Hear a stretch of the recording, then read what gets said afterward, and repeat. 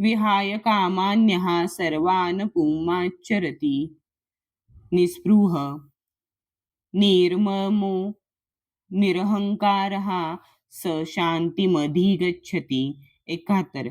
विहाय त्याग करून कामानं इंद्रिय तृप्तीकरिता असणाऱ्या सर्व भौतिक इच्छा यहा जो सर्वान सर्व पुमान मनुष्य चरती राहतो निस्पृह इच्छारहित निरीच्छ निर्ममहा स्वामित्वाच्या किंवा मालकीच्या भावनेने रहित निरहंकार मिथ्या अहंकार रहित 6 तो शांतीम पूर्ण शांती अधिगच्छती प्राप्त करतो.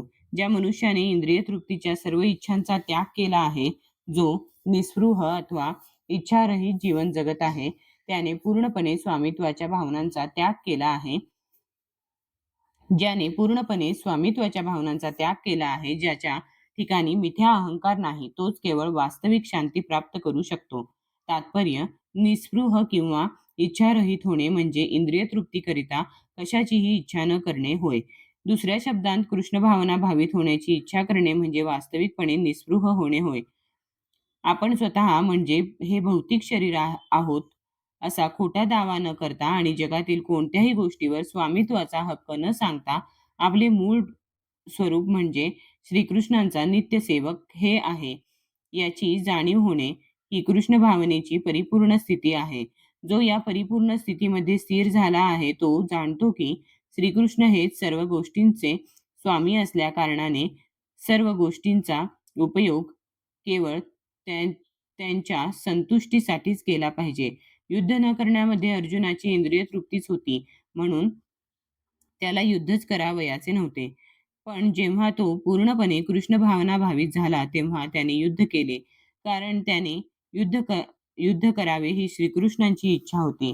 स्वतःसाठी त्याला युद्ध करावयाची मुळीच इच्छा नव्हती, पण श्रीकृष्णांसाठी त्याच अर्जुनाने आपल्या संपूर्ण सामर्थ्यानिशी युद्ध केले. वास्तविक निस्पृहपणा म्हणजे इच्छा नष्ट करण्याचा कृत्रिम प्रयत्न नसून श्रीकृष्णांची संतुष्टी करणे हाच होय.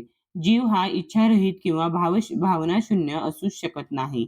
त्याने आपल्या इच्छांची गुणात्मकता बदलणे अत्यावश्यक आहे. भौतिकदृष्ट्या इच्छारहित असलेला मनुष्य निश्चितपणे जाणतो की सर्व काही श्रीकृष्णांच्या आधिपत्याखाली आहे.